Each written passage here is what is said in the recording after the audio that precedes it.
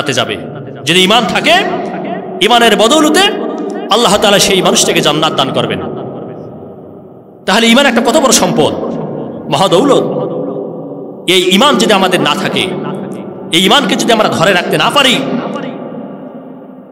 আল্লাহর তার রাসূলের দেখানো পথে যদি আমরা জীবন গঠন করতে না পারি, তাহলে সেই কিয়ামতের ময়দানে আল্লাহ তাআলা আমাদের জন্য জান্নাত তো দেবেন না, বরং আমাদের জন্য জাহান্নাম ফয়সালা হয়ে যাবে। ঠিক কিনা মুহাজিরিন? তাহলে এই পৃথিবীতে আল্লাহ রাব্বুল আলামিন তার প্রতিনিধিত্ব করার জন্য, তার ইবাদত করার জন্য, তার দাসত্ব গোলামি করার জন্য মানুষ জাতিকে সৃষ্টি করেছেন। তাই মানুষ কিভাবে ইবাদত করবে, কিভাবে আল্লাহ পাক রব্বুল আলামিনের দাসত্ব করবে, আল্লাহ তাআলার গোলামি করবে, এই শিক্ষা দেওয়ার জন্য আল্লাহ তাআলা যুগে যুগে অসংখ্য নবী এবং রাসূলকে পৃথিবীতে পাঠিয়েছিলেন এবং তাদেরকে আসমানি কিতাব দিয়ে পৃথিবীতে পাঠিয়েছেন। তারা প্র্যাকটিক্যাল করে মানুষদেরকে আল্লাহর দিকে ডেকেছেন। কিভাবে জীবনযাপন করলে তোমরা মুক্তি পাবা, কিভাবে জীবনযাপন করলে তোমরা সুখী হবা, আল্লাহ তাআলার সন্তুষ্ট অর্জন করা যাবে। নবী এবং রাসূলেরা প্রতিটি মানুষকে, তার জাতির লোকদেরকে ডেকে ডেকে হাতে নাতে তাদেরকে সেই শিক্ষা দিয়ে গেছেন। ঠিক কিনা মুহাজিরিন? আল্লাহ তাআলা তার বান্দাদেরকে ইসলামের সুশীতল ছায়াতলে আশ্রয় দেওয়ার জন্য এবং আল্লাহ তাআলা তার বান্দাদেরকে সঠিক পথ দেখার জন্য আল্লাহ পাক রব্বুল আলামিন কিছু বিধিবিধান দিয়ে, কোরআনের মধ্যে কিছু বিধিবিধান দিয়ে কোরআনকে পৃথিবীতে পাঠিয়েছেন।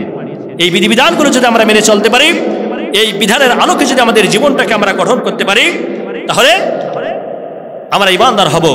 আর আল্লাহ তাআলার এই বিধিবিধানগুলো যদি মেনে না চলি, তাহলে আমাদের ঈমান তো নষ্ট হবে, ধ্বংস হবে, বরং আমরা ইসলাম থেকে বের হয়ে যাব, ইসলাম থেকে আমরা খারিজ হয়ে যাব।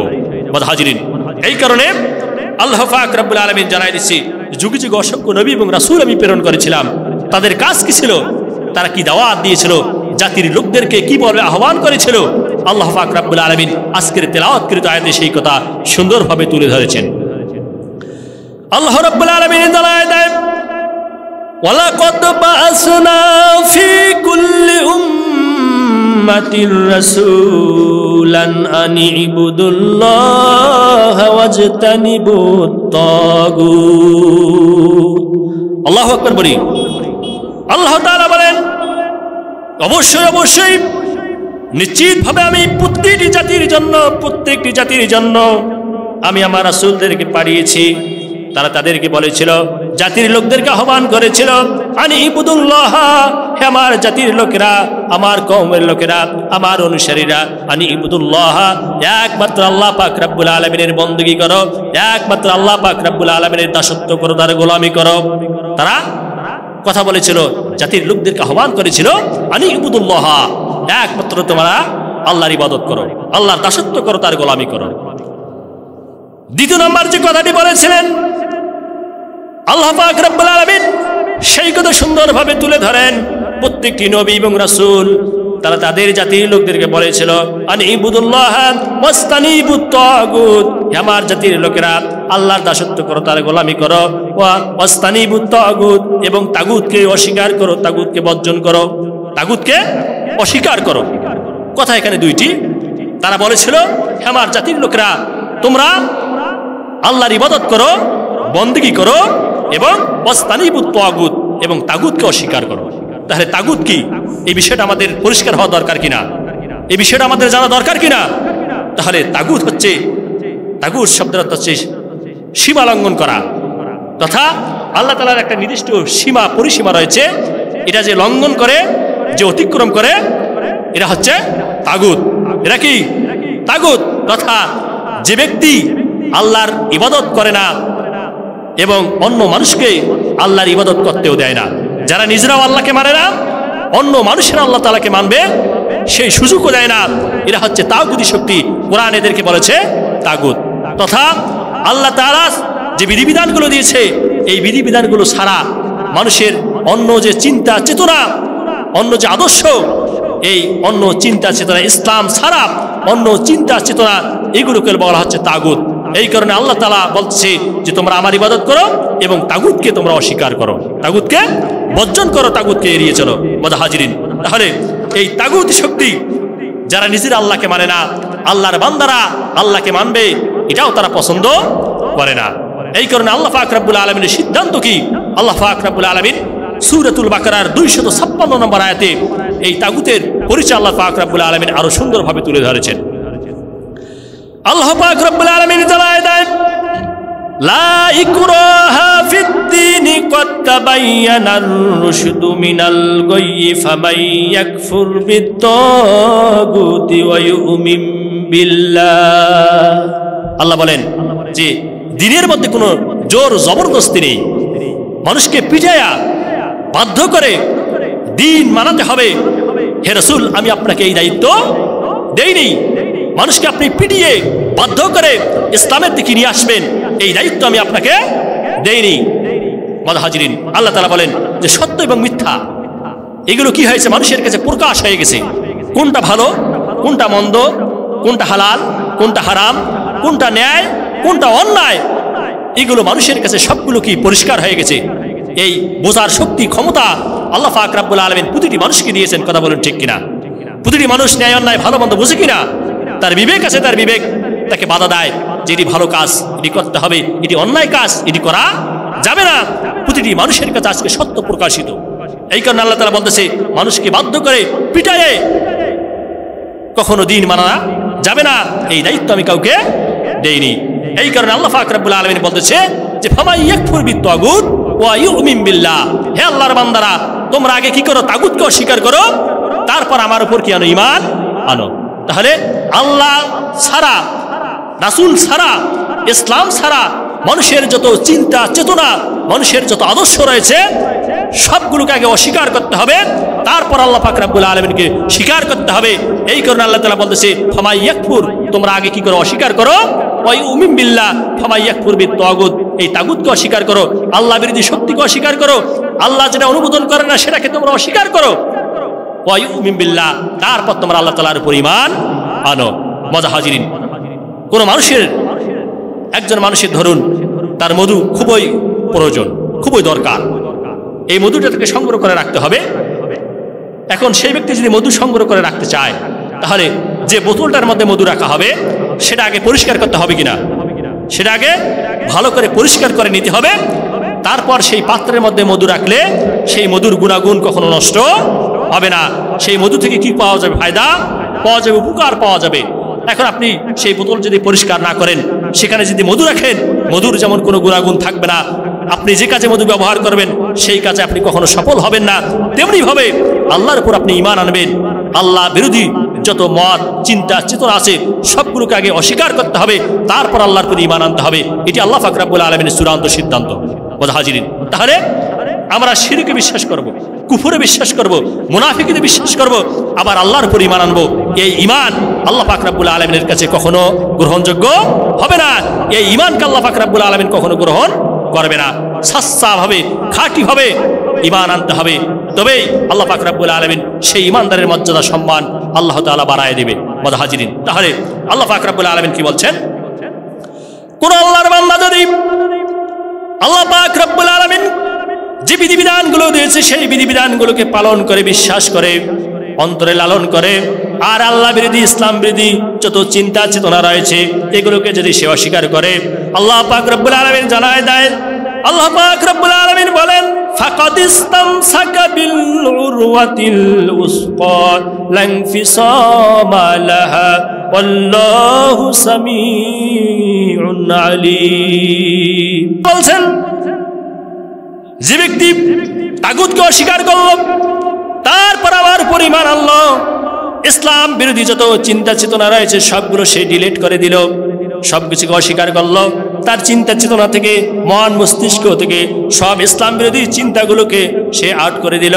তারপর আল্লাহর প্রতি যারা ঈমান আনলো, আল্লাহ তাআলা বলেন এরকম খাঁটি ঈমানে যদি ঈমান আনতে পারো, সাচ্চা দিলে যদি ঈমান আনতে পারো, আল্লাহ তাআলা বলেন একনিষ্ঠভাবে যদি ঈমান আনতে পারো, তাহলে তোমরা এমন একটা হাতল ধরবা, এমন একটা রশি ধরবা যে রশি কোনোদিন ছিঁড়ে যাবে না। সেই বান্দা আল্লাহ পাক রব্বুল আলামিন থেকে কখনো বিচ্ছিন্ন হবে না, কখনো বিচ্ছিন্ন হবে না। মুহাজিরিন, উদাহরণ হিসেবে ধরুন একটা 10 তলা বিল্ডিং এর মধ্যে আগুন লেগেছে। কি লেগেছে? 10 তলা বিল্ডিং এর মধ্যে কি আগুন লেগেছে?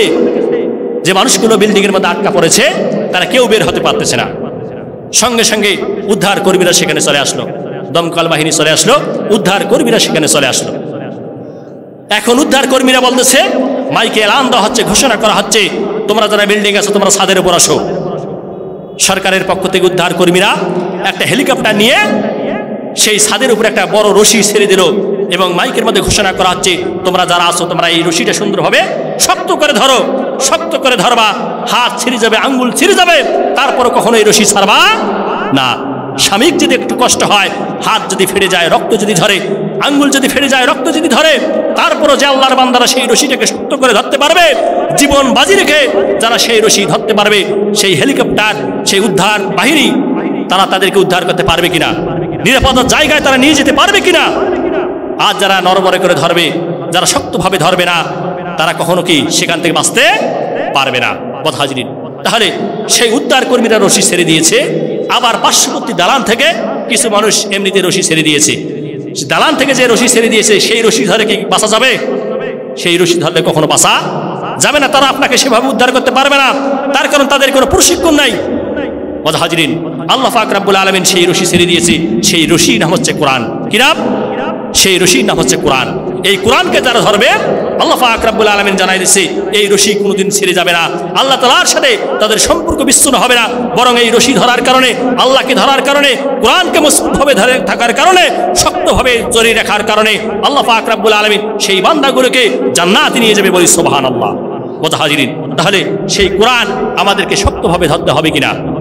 সম্মানিত উপস্থিতি, এই কোরআনকে যদি আমরা পরিত্যাগ করি তাহলে আমরা ঈমান হারিয়ে ফেলবো, আমাদের ঈমান কি হয়ে যাবে? ধ্বংস হয়ে যাবে। মুতাহাজিরিন, তাই প্রত্যেক নবীরা নিজ নিজ জাতির লোকদেরকে তারা দাওয়াত দিয়েছিল, তাদের দাওয়াতের বাণী ছিল, তারা বলেছিল ইয়া কওমি আনিবুদুল্লাহ মা লাকুম মিন ইলাহি গায়রুহু।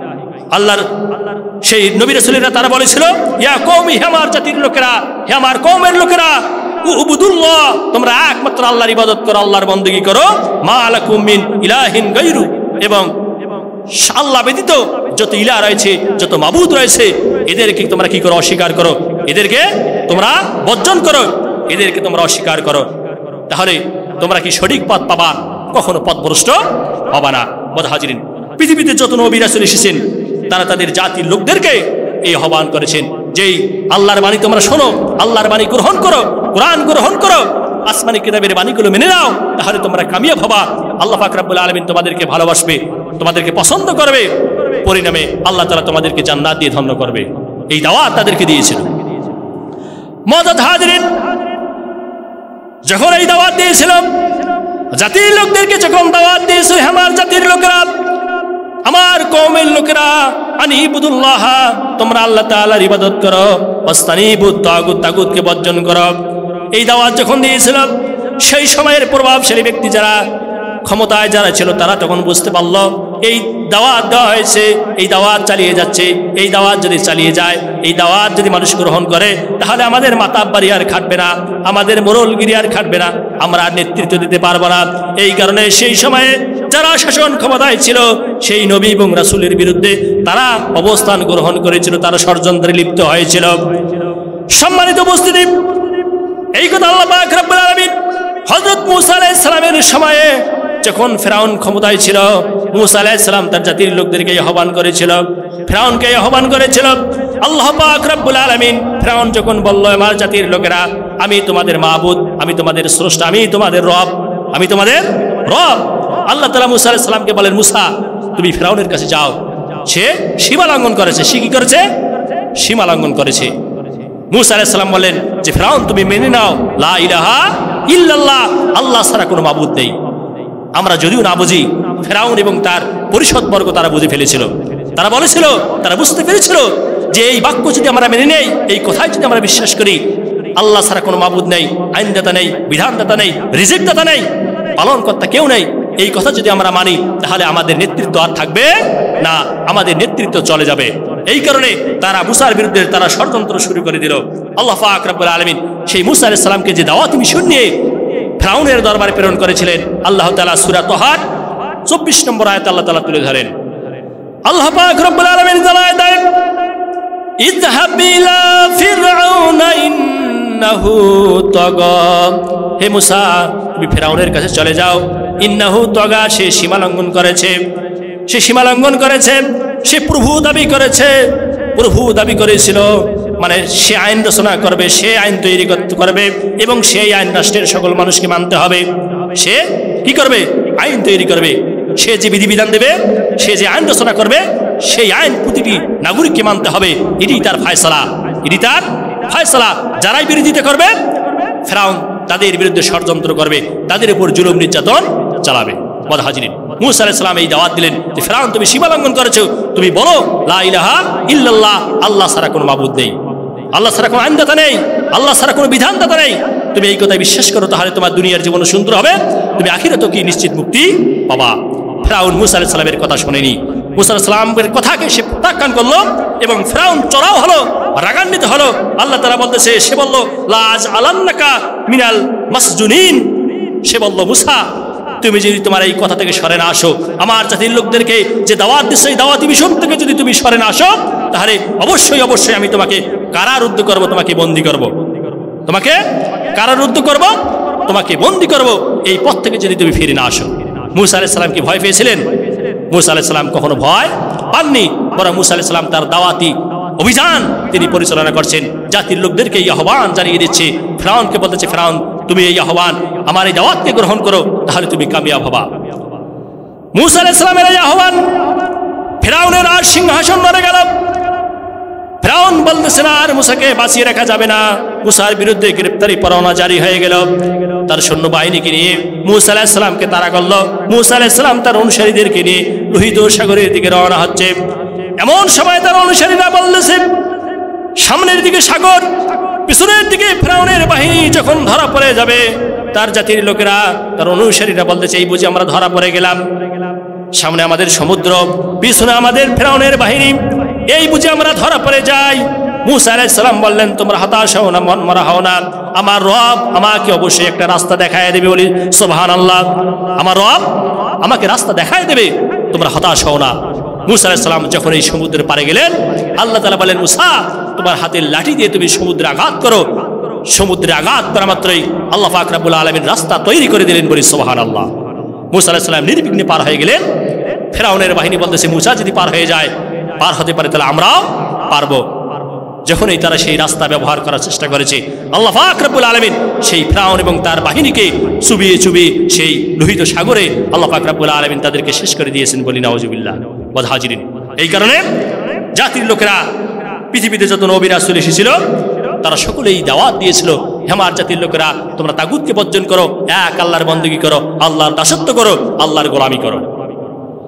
সম্মানিত উপস্থিতি, রাসূল পাক সাল্লাল্লাহু আলাইহি ওয়াসাল্লামের জীবনে যদি আমরা আসি, আল্লাহ রাসূল একাধারে 40টি বছর পর্যন্ত তার জাতির লোকদেরকে আহ্বান করলেন, সমাজ সংস্কারমূলক কাজ করলেন, হিলফুল ফুজুল তৈরি করলেন, যাতে করে সমাজ থেকে সকল অন্যায় অশ্লীলতাগুলো দূর করা যায়, মানুষের জীবনের নিরাপত্তা দেওয়া যায়, একটা সুন্দর সমাজ জাতিকে উপহার দেওয়া যায়।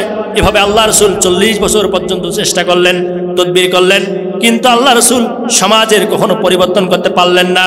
জাতির লোকেরা আল্লাহ রাসূলকে আলামিন উপাধি দিল, সত্যবাদী উপাধি দিল, বিশ্বাসী বলে উপাধি দিল।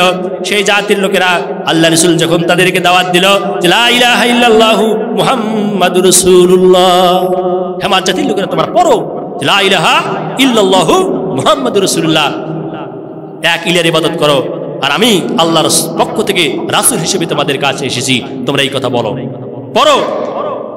তখন তার জাতির লোকেরা যে রাসূলকে আলামিন উপাধি দিল, তখন আল্লাহ রাসূলকে তারা আলামিন উপাধির পরিবর্তে আল্লাহ রাসূলকে বলল জাদুকর। কি বলেছিল?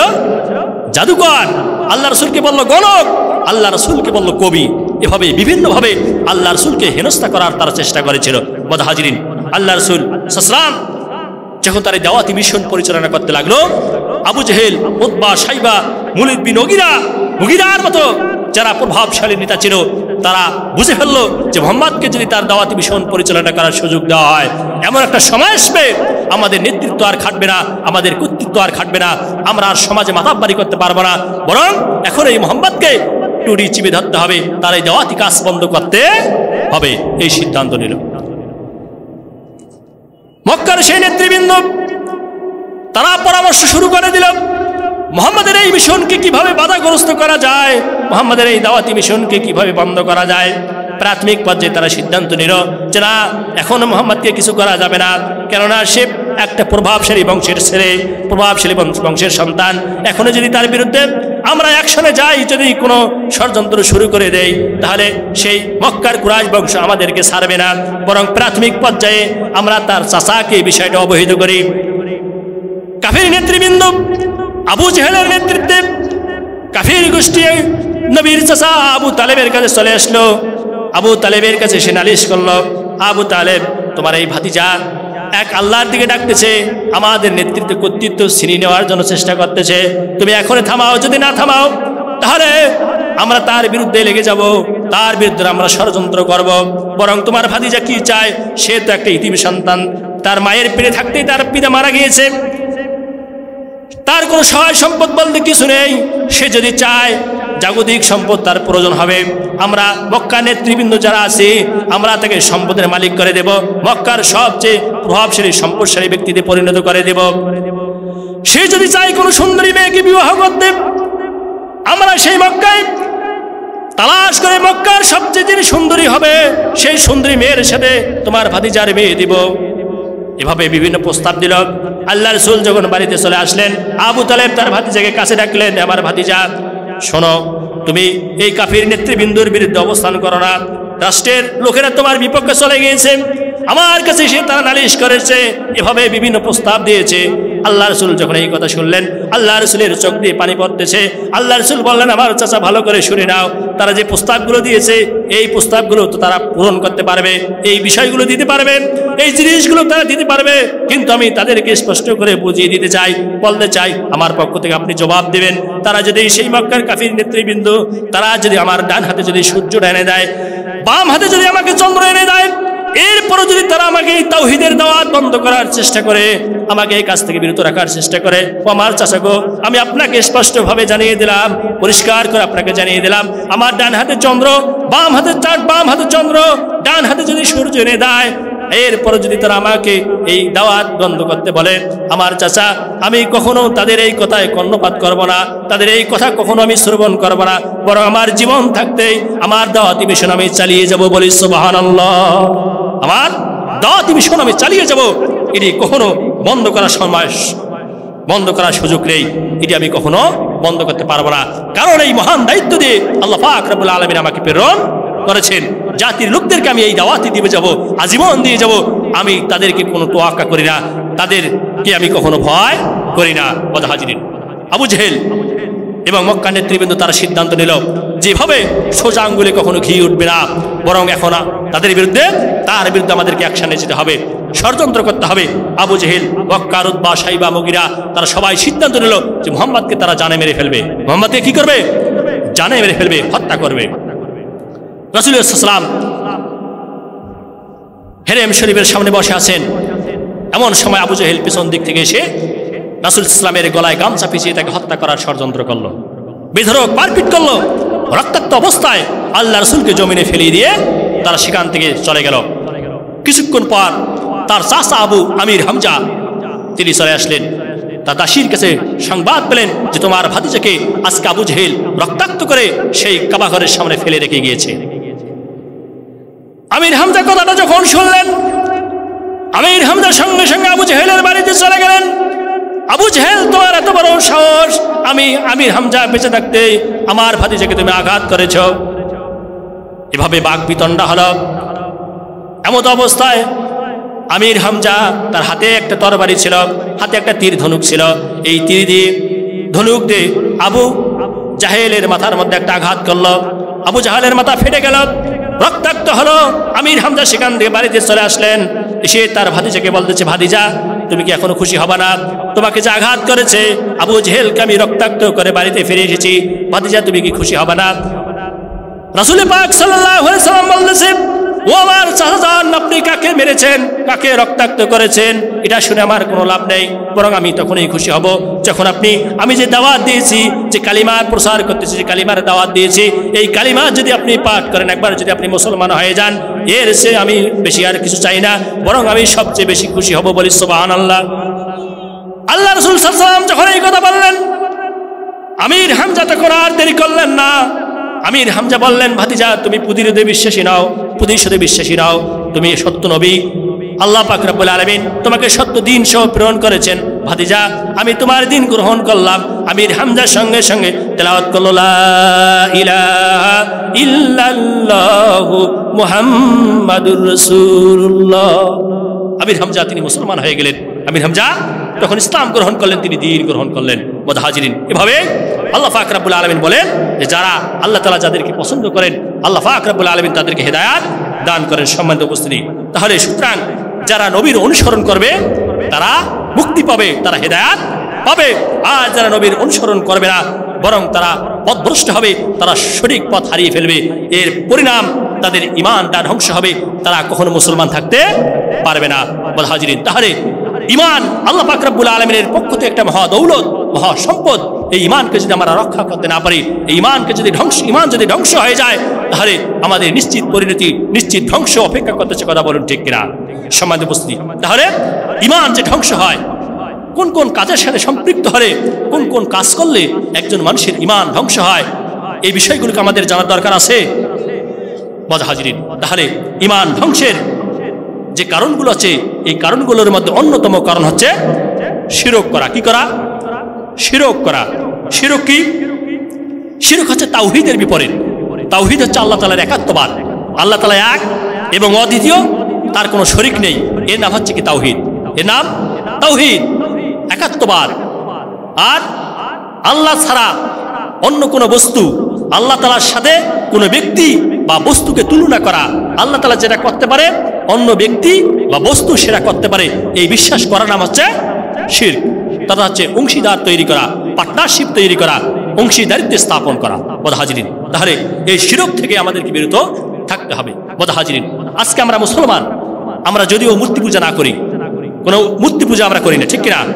কোনো দেবদেবীর সামনে আমাদের চাওয়াপাগুলো আমরা পেশ করি না, কিন্তু আমরা মুসলমান, আমরা এমন কিছু কাজ করি যে কাজগুলো শিরকের পর্যায়ে পড়ে যায়, যে কাজগুলোর মধ্যে শিরক হয়ে যায়। আল্লাহ তাআলার সাথে কি আমরা সমকক্ষ তৈরি করি, প্রতিদ্বন্দ্বী তৈরি করি। মুহাজিরিন, এরকম কিছু কাজ, মৃত্যু ব্যক্তির কাছে কিছু চাওয়া, মৃত্যু ব্যক্তি মানুষকে কিছু দিতে পারবে? মৃত্যু ব্যক্তি মানুষকে কিছু দিতে পারবে না। মৃত্যু ব্যক্তির কাছে কিছু চাওয়া, অনিষ্ট থেকে বাঁচার চেষ্টা করা, যদি কোনো মুমিন এরকম কাজ করে তাহলে তার ঈমান থাকে না, তার ঈমান নষ্ট হয়ে যায়, তার ঈমান ধ্বংস হয়ে যায়। মুহাজিরিন, আল্লাহ ব্যতীত কোনো মৃত্যু ব্যক্তি বা জীবিত ব্যক্তির নামে পশু কোরবানি করা, এটা কি? শিরক।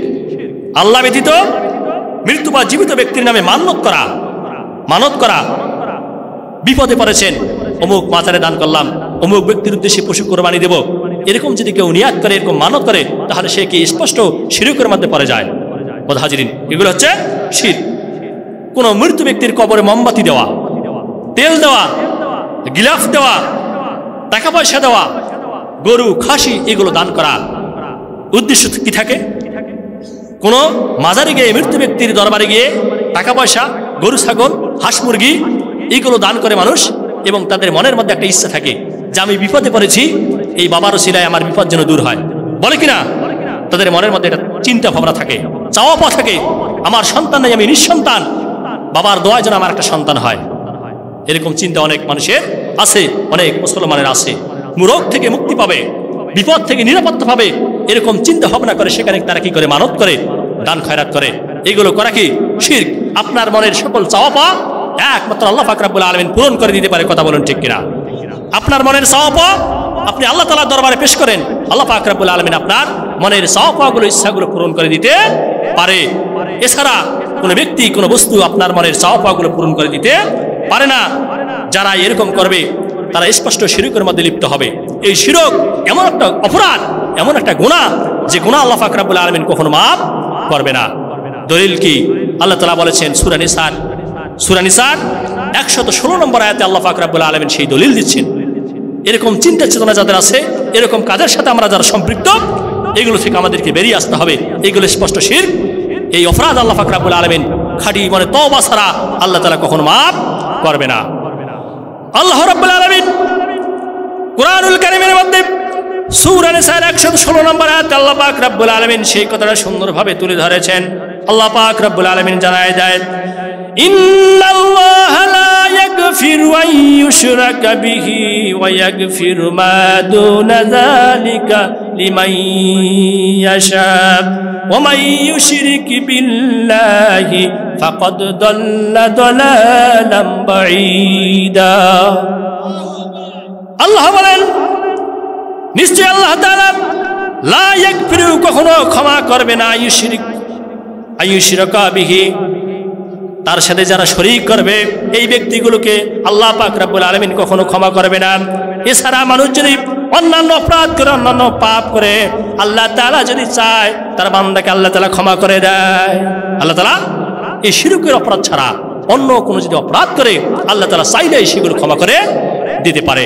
আল্লাহ তাআলা বলেন, ওয়া ইউশরিক বিল্লাহ, যারাই আল্লাহ তাআলার সাথে শরীক করবে ফাকাদ দাল্লা দালালাম বাঈদা, আল্লাহ তাআলা বলেন সে পথ হারিয়ে বিভ্রান্ত হয়ে এমন একটা রাস্তা অতিক্রম করে অনেক যেতে যেতে সে অনেক দূর পর্যন্ত চলে যায়, তার ফিরে আসার আর কোনো সম্ভাবনা থাকে না, তথা সে স্পষ্ট গুমরাহির মধ্যে পড়ে যায়, স্পষ্ট ভ্রান্তির মধ্যে পড়ে যায়। বোঝাজিনি, তাহলে আল্লাহর যে বান্দারা যারা নামাজও পড়বে, রোজাও রাখবে, অন্যান্য ইবাদত করবে, এরকম শিরকি কাজের সাথে লিপ্ত হবে, আল্লাহ তাআলা বলেন এই ব্যক্তিগুলোর জন্য আমার জান্নাত তাদের জন্য হারাম করে দিলাম, তাদের জন্য জান্নাত হারাম বলি নাউজুবিল্লাহ।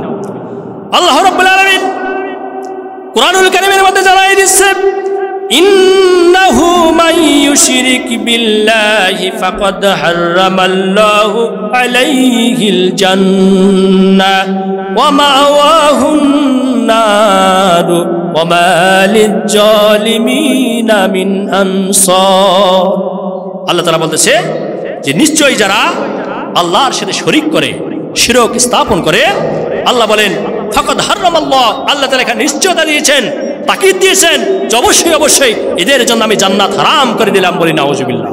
এদের জন্য জান্নাত হারাম, ওয়া মাওয়াহুন নার, এবং এদের জন্য জাহান্নাম অবধারিত, এরা জাহান্নামে অবস্থান করবে। ওয়া মা লিজ-জালিমিনা মিন আনসার, আল্লাহ তাআলা বলেন এই জালিম, এই পাপিষ্ঠ ব্যক্তিদের জন্য কিয়ামতের ময়দানে কোনো সাহায্যকারী থাকবে না, এদের সাহায্যের জন্য, সুপারিশের জন্য কেউ এগিয়ে আসবে না, বরং তারা স্পষ্ট জাহান্নামের মধ্যে আল্লাহ পাক রব্বুল আলামিন তাদেরকে জায়গা করে দেবেন বলি নাউজুবিল্লাহ। আল্লাহ তাআলা এই শিরকি কাজ থেকে আল্লাহ পাক রব্বুল আলামিন আমাদেরকে হেফাজত করুক, সকলে বলি আমিন।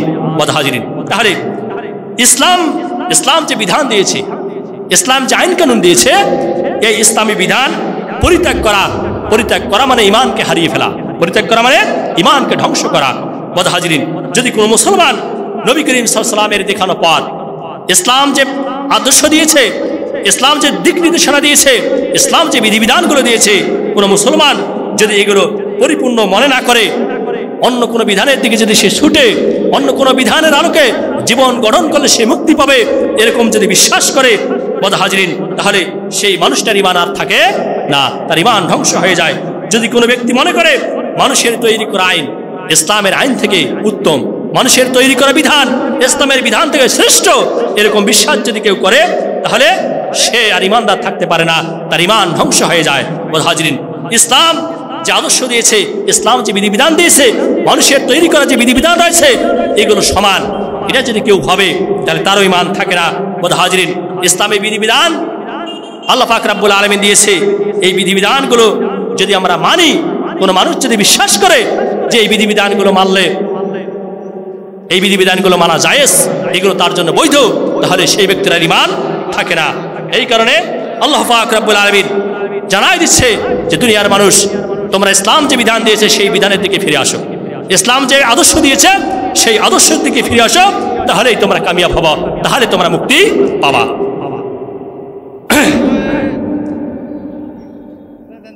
দ্বিতীয় বক্তার আগমন, মাহফিলের পক্ষ থেকে সম্মানিত উপস্থিতি, আল্লাহ পাক রব্বুল আলামিন জানাই দিচ্ছে, আল্লাহর কোন বান্দারা তারা যদি আল্লাহ তাআলা যে বিধান দিয়েছে, আল্লাহ রাসূল যে বিধান নিয়ে এসেছে, রাসূলের কোন বিধানকে যদি কেউ প্রত্যাখ্যান করে, আল্লাহ রাসূলের কোন বিধানকে যদি কেউ এড়িয়ে চলে, আল্লাহ পাক রব্বুল আলামিন বলেন তাহলে সে আর ঈমানদার থাকতে পারে না। আল্লাহ তাআলা কুরআনুল কারীমে সূরা আহজাবের 36 নম্বর আয়াতে আল্লাহ তাআলা জানাই দিচ্ছে, আল্লাহ পাক রব্বুল আলামিন জানায় দেয়, ওমা কানা লিমুমিনিন ওয়ালা মুমিনাতিন ইজা কাদাল্লাহু ওয়া রাসূলুহু আমরান আইয়াকুনা লাহুমুল খিয়ারাতু মিন আমরিহিম ওয়া মান ইয়াসিল্লাহা ওয়া রাসূলাহু ফাকাদ দাল্লা দালালাম মুবিনা। আল্লাহ বলেন যে আমি কোনো মুমিন নারী এবং কোনো মুমিন পুরুষকে, কোনো মুমিন নর এবং নারীকে আমি এই ক্ষমতা দেইনি, এই অধিকার দেইনি আল্লাহ এবং আল্লাহ রসুলের কোনো বিধানকে সে প্রত্যাখ্যান করতে পারে। এই ক্ষমতা আমি কাউকে দেইনি, সে মুমিন নারী হোক পুরুষ হোক, এই ক্ষমতা এই অধিকার আমি কাউকে দেইনি। সে আল্লাহ এবং আল্লাহ রসুলের বিরুদ্ধাচরণ করবে, আল্লাহ এবং আল্লাহ রসুলের বিধানকে সে পরিত্যাগ করবে। আল্লাহ তাআলা বলেন ওমা ইয়াসিল্লাহু ওয়া রাসূলুহু, যে আল্লাহ আল্লাহ রসুলের বিধানকে পরিত্যাগ করে আল্লাহ তাআলা বলেন ফাকাদ দাল্লা দালালাম মুবিনা, সে স্পষ্ট বিভ্রান্তির মধ্যে পড়ে যায়, স্পষ্ট গুমরাহির মধ্যে সে লিপ্ত হয়। বোধ হাজিরিন, এই কারণে আসুন আমরা আল্লাহ পাক রব্বুল আলামিন যে বিধান দিয়েছে, কোরআন দিয়েছে, আল্লাহ আল্লাহ রসুলের যে আদর্শ রয়েছে সেই আদর্শগুলো আমরা অনুসরণ করি, আল্লাহ তাআলার বিধানের দিকে আমরা ফিরে আসি, আল্লাহ আল্লাহ রসুলের বিধানের আলোকে আমাদের জীবনটাকে আমরা গঠন করার চেষ্টা করি। আল্লাহ পাক রব্বুল আলামিন আমাদের সকলকে সেই তৌফিক দান করুক। সকলের সুস্বাস্থ্য দীর্ঘায়ু কামনা করে আমার সংক্ষিপ্ত আলোচনা এখানে শেষ করছি। আসসালামু আলাইকুম ওয়া রাহমাতুল্লাহি ওয়া বারাকাতুহু। এসো না আল্লাহর নামে গান গাই, এসো না মন প্রাণ জোড়াই, এসো না আল্লাহর নামে গান গাই, এসো না মন প্রাণ জোড়াই।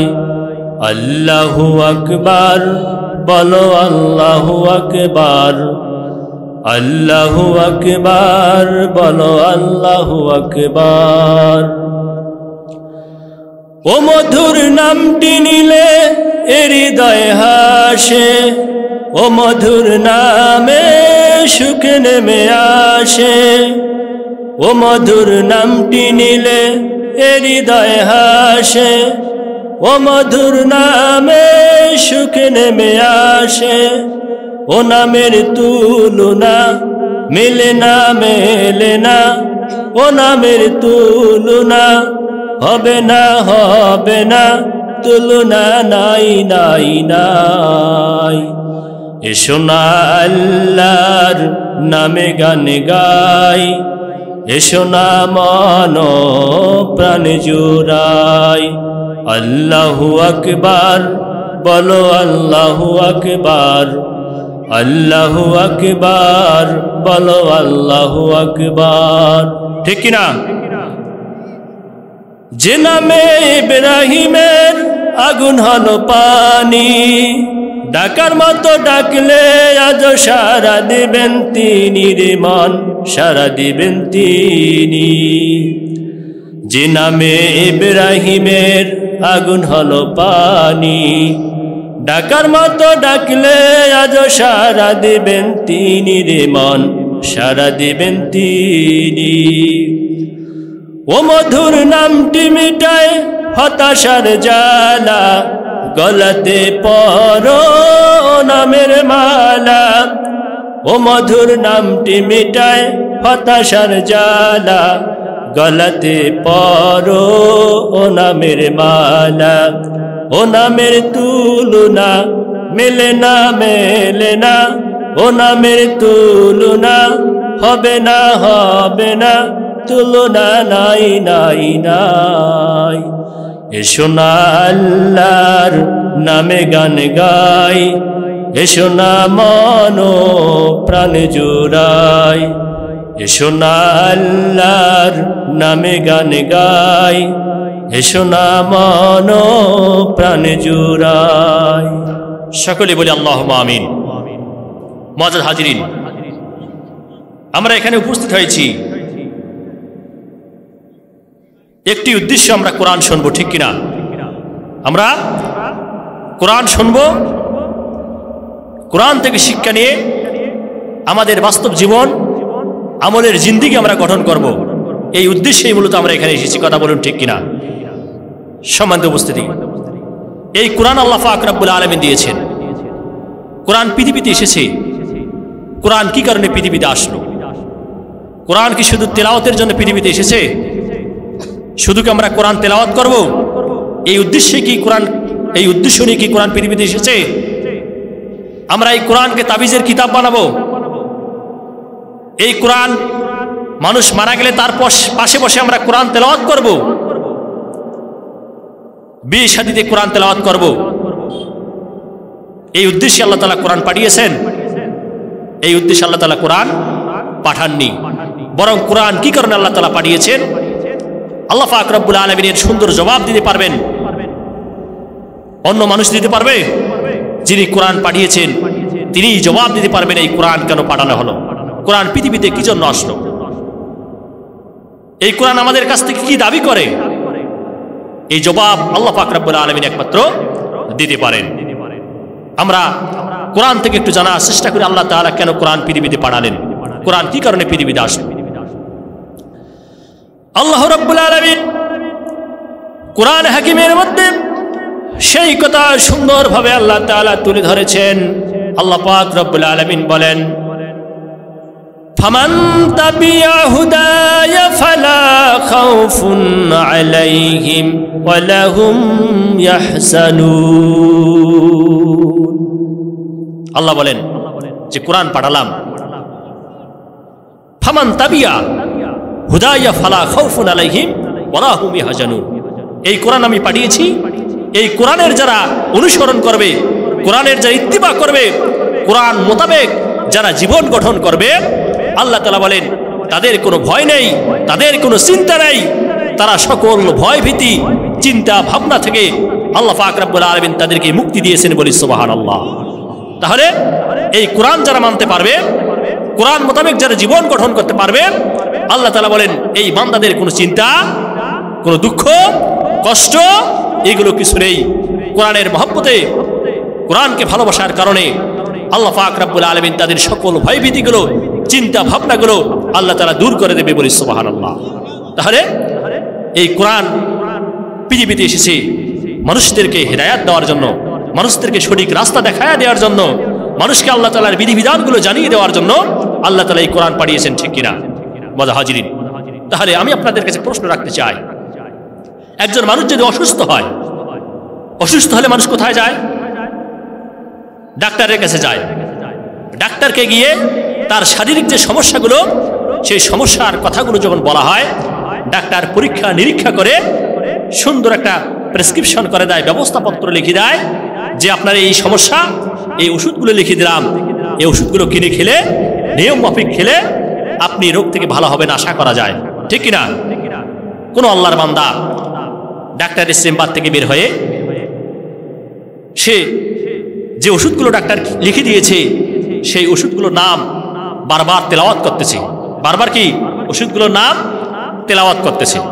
বলুন তো, বারবার যদি ওষুধের নামগুলো তেলাওয়াত করা হয় তাহলে সে কি রোগ থেকে মুক্তি পাবে? মুক্তি পাওয়া সম্ভব নয়। এই প্রেসক্রিপশন সে আল্লাহর বান্দা বাড়িতে নিয়ে আসলো, নিয়ে এসে সেটাকে তাবিজ বানায় গলার মধ্যে ঝুলাই দিল। এখন মনে হয় রোগ ভালো হবে, রোগ ভালো হবে? রোগ ভালো হবে না। এই প্রেসক্রিপশনটা পানির মধ্যে, গ্লাসের মধ্যে চুবায়া সেই পানিটা পান করলো, জাল্লা তুমি আমার রোগ ব্যাধিগুলো মাফ করে দাও, তাহলে এবার মনে হয় সে রোগ থেকে মুক্তি পাবে, ঠিক কিনা? মুক্তি পাবে? এখনো রোগ থেকে মুক্তি পাওয়া সম্ভব নয়। তখন এই রোগ থেকে মুক্তি পাওয়া সম্ভব ডাক্তার যে নিয়মে ওষুধ কিনে যে নিয়মে খেতে বলেছে সেই নিয়ম মোতাবেক যখন ওষুধ খাওয়া হবে, ডাক্তারি ট্রিটমেন্ট মোতাবেক যখন চলা হবে, তার সাজেশন মোতাবেক যখন চলা হবে, তখনই কেবল রোগ থেকে মুক্তি পাওয়ার সম্ভাবনা আছে। কথা বলেন ঠিক কিনা? এই কোরআন আল্লাহ তাআলা দিয়েছে, সেই কোরআন আজকে আমাদের ঘরে আছে, আমাদের মাদ্রাসায় আছে, আমাদের হাফেজদের বুকের মধ্যে আছে, সিনার মধ্যে আছে।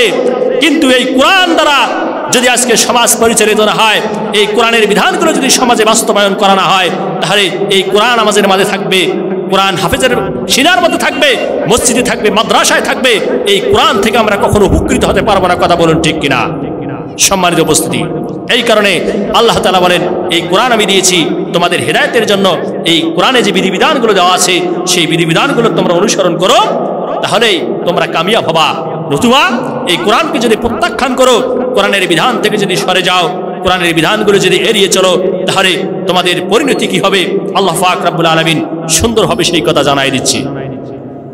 আল্লাহ রব্বুল আলামিন কোরআনে কারীমের মধ্যে জানায় দেন والذين كفروا وكذبوا بآياتنا فأولئك أصحاب النار।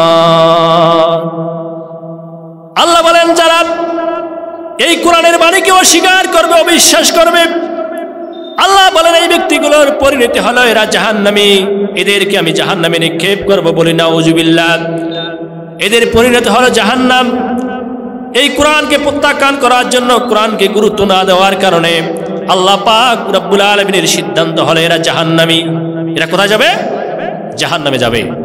মজা হাজরিন, আজকের এই সুন্দর একটা পরিবেশ তৈরি হয়েছে। আজকে আমরা এই কোরআনের মাহফিল ছেড়ে আজকে আমরা বাজারে রাস্তাঘাটে অযথা ঘোরাফেরা করতেছি, কথা বলুন ঠিক কিনা? এই কোরআন আজকে কোরআনের সুন্দর একটা পরিবেশ তৈরি করা হয়েছে, জান্নাতের বাগান তৈরি করা হয়েছে। আজকে আমরা যারা এদিক ওদিক ঘোরাফেরা করছি, নেশার আড্ডায় মদের আড্ডায় অযথা রাস্তাঘাটে ঘোরাফেরা করছি, এই কোরআন কাল কিয়ামতের ময়দানে আমাদের বিরুদ্ধে নালিশ দিতে পারে কিনা? কিয়ামতের ময়দানে আল্লাহর দরবারে এই কোরআন নালিশ দেবে যে রব্বুল আলামিন এই কোরআনের আলোচনা হয়েছিল, তোমার বান্দা আসে নাই, এদিক ওদিক ঘোরাফেরা করেছে, মদ জুয়া তাসের আড্ডায় সময় ব্যয় করেছে, অথচ কোরআন শোনার তার সময় হয়নি।